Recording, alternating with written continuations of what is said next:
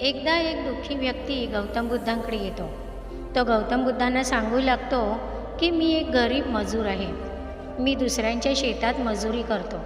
जेवढे पैसे मिळतात त्यात मी माझ्या कुटुंबाचं नीट पोटही भरू शकत नाही. माझ्याकडे स्वतःचं असं चांगलं घर पण नाही आणि स्वतःची जमीनही नाही. माझी पत्नी आणि मुलं नेहमी गरिबीची तक्रार करत असतात. त्यांना काही हौसमौज करता येत नाही. त्यांना काही पाहिजे असेल तर तेही मी देऊ शकत नाही. आणि मग त्यावरून घरात भांडणं होतात. मला खूप राग येतो. बऱ्याच वेळा आम्ही माझ्या पत्नीवर आणि मुलांवर हातही उचलतो. पण माझा राग जेव्हा शांत होतो तेव्हा माझ्या वागण्याचा मला पश्चाताप होतो. त्यांचे उदास चेहरे बघून मला खूप वाईट वाटतं. मला स्वतःचा राग येतो. माझ्याकडे धनसंपत्ती नाही म्हणून मला गावातले लोकसुद्धा किंमत देत नाहीत. माझे मित्रसुद्धा मला किंमत देत नाहीत. माझ्या जीवनात एवढं दुःख का आहे म्हणून मी माझ्या नशिबाला नेहमी दोष देत असतो. भगवान, मीच एवढा दुःखी का? माझ्या गावात मी आजूबाजूला बघतो तर लोक किती आनंदी आणि खुश आहेत. कधीकधी मला त्यांचा आनंद बघून त्यांचा हेवा वाटतो. माझ्या गावचा सावकारच बघा, किती श्रीमंत आहे तो, किती धनसंपत्ती आहे त्याच्याकडे. मी ज्याच्याकडे मजुरी करतो त्या शेतकऱ्याकडे कितीतरी जमिनी आहेत. शेकडो मजूर काम करतात त्याच्या शेतात. माझ्या गावचा व्यापारी, किती मोठा व्यापार आहे त्याचा, काहीच कमी नाही. माझ्या गावातल्या मंदिरातला पुजारी, तो तर फक्त पूजा करतो आणि गावचे लोक त्याला भरभरून दक्षिणा देतात. किती सुखी आणि आनंदी जीवन आहे त्याचं. यांना काहीच कमी नाही.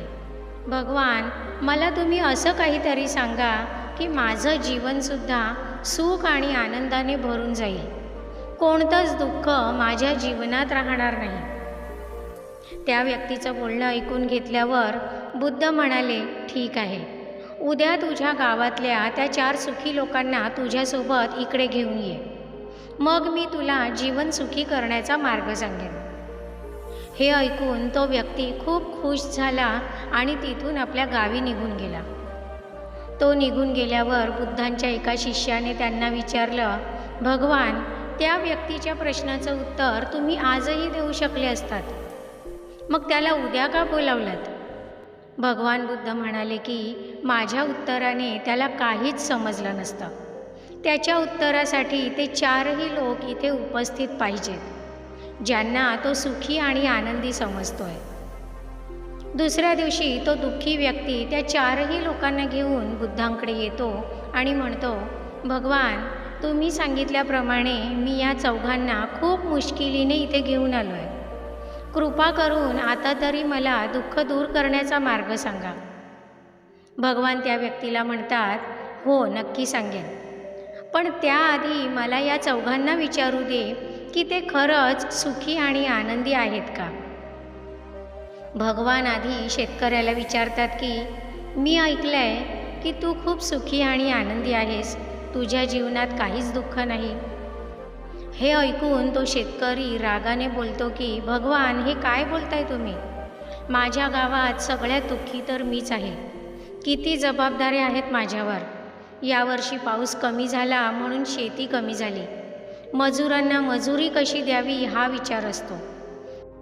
धान्य जनावरांपासून, किड्यांपासून नीट साठवून ठेवण्याचे विचार असतात नेहमी. माझे आई वडील सतत आजारी असतात. माझा अर्धा जीव शेतात आणि अर्धा जीव घरी असतो. आणि अजून कितीतरी अडचणी आहेत ज्या मी तुम्हाला नाही सांगू शकत. भगवान शेतकऱ्याला विचारतात, मग तुझ्या मते गावचा सगळ्यात सुखी आणि आनंदी कोण? शेतकरी सांगतो की हा आमच्या गावचा सावकार. कारण याला ना शेती करायची, ना मजूर सांभाळायचे, ना धान्याची राखण करायची. हा फक्त लोकांना पैसे देतो आणि त्यातून आलेल्या व्याजाने चांगलं जीवन जगतो. बाकी काही करायची गरज नाही याला. तो सावकार शेतकऱ्याचं बोलणं ऐकून पुढे येतो आणि बुद्धांना म्हणतो की सगळ्यात सुखी आणि मी, उलट सगळ्यात डोकेदुखीचं काम माझं आहे. माझा पूर्ण दिवस पैशांचा हिशोब ठेवण्यात जातो. काही लोक तर मला पैसे परत करत नाहीत. मग त्यांच्यासोबत वाद आणि भांडणं होतात. मला नेहमी चोरांची भीती असते. लोकांकडे पैसे मागितले की लोक राग धरतात आणि म्हणून मला नेहमी माझ्या जीवाची भीती असते. मी एकटा कुठे बाहेर पडायला नेहमी घाबरतो. सतत माझ्यासोबत एक अंगरक्षक असतो. सगळे गरीब लोक मला नेहमी शिव्याशाप देत असतात. मला तर असं वाटतं की हा व्यापारी सगळ्यात सुखी आणि आनंदी आहे, कारण हा स्वस्तात सामान घेतो आणि दुसऱ्या व्यापाऱ्यांना विकतो. याला आरामशीर फायदा होतो. तो व्यापारी हे ऐकून पुढे येतो आणि बुद्धांना म्हणतो, भगवान, सगळ्यात जोखमीचं काम तर माझं आहे. स्वस्तात सामान घेण्यासाठी मला खूप फिरावं लागतं. व्यापाऱ्यांशी चर्चा करावी लागते. ते सामान बाजारापर्यंत नेण्यासाठी खूप मेहनत घ्यावी लागते.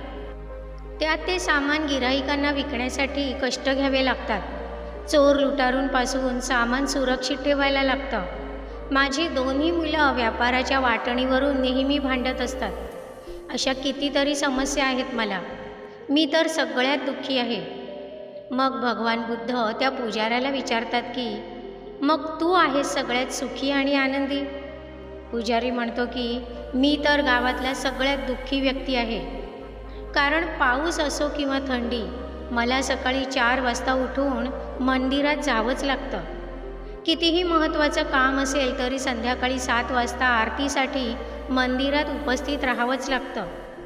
आजारी असल्यावर तरी हे सगळे आराम करत असतील, पण मी आजारी असलो तरी मला देवासाठी यावंच लागतं, कारण माझं काम दुसरं कोणीही करू शकत नाही. मला माझ्या नातेवाईकांकडे पण जाता येत नाही. मला माझ्या कुटुंबाचं पोट भरण्यासाठी गाववाल्यांच्या दक्षिणेवर अवलंबून राहावं लागतं. म्हणून लोक माझ्याशी कसेही बोलले तरी मला त्यांच्याशी चांगलंच बोलावं लागतं. मग भगवान बुद्धांनी त्या चौघांनाही विचारलं की, सांगा मग, तुमच्या मते सगळ्यात सुखी कोण?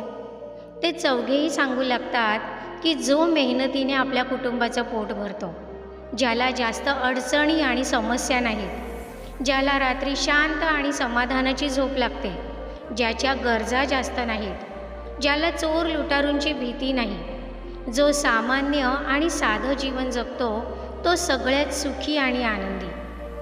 जसा आमच्या गावात राहणारा हा मजूर. त्या चौघांनी त्या दुःखी व्यक्तीकडे हात दाखवले. तो दुःखी व्यक्ती आश्चर्यचकित होऊन बुद्धांच्या जवळ आला. ज्या चौघांना मी सगळ्यात सुखी आनंदी समजत होतो, ते तर सगळ्यात दुःखी होते, आणि त्यांना तर मीच सगळ्यात सुखी आणि आनंदी वाटतोय. भगवान बुद्ध सांगू लागतात, आपल्याला नेहमी आपलीच दुःख आणि संकटं सगळ्यात मोठी वाटतात. असं वाटतं की सगळ्यात दुःखी आपणच आहोत. लांबून बघितल्यावर आपल्याला सगळेच सुखी आणि आनंदी दिसतात, पण खरं तर प्रत्येकाच्याच जीवनात दुःख, अडचणी, संकटं असतातच. आपलं जीवन याशिवाय असूच शकत नाही. खूप प्रयत्न करून जर आपण एक अडचण सोडवली तर दुसरं नवीन संकट आपली वाटच बघत असतं. लक्षात ठेवा, जोपर्यंत जीवन आहे तोपर्यंत अडचणी, दुःख, संकट आहेतच. जीवनात दुःखाचं सगळ्यात मोठं कारण म्हणजे तुमची संकटं नाहीत, तर हे आहे की तुम्हाला वाटतं जीवनात दुःखच नसावं. तुम्हाला काय वाटतं, मी बुद्ध आहे तर मला समस्या नाहीत, मला दुःख नाहीत? पण मी पूर्णपणे समजून घेतलं आहे की दुःख हे जीवनाचा एक महत्त्वाचा भाग आहे आणि यापासून आपली सुटका नाही. याचा स्वीकार करावाच लागेल. ज्या दिवशी तुम्हीसुद्धा हे सत्य स्वीकाराल, त्या दिवसापासून कोणतीच समस्या किंवा अडचण तुम्हाला दुःखी करू शकणार नाही, उलट सामना करण्याचं बळ देईल. कहाणी आवडली असेल तर कमेंट करून नक्की सांगा. पुन्हा भेटूया पुढच्या कहाणीमध्ये.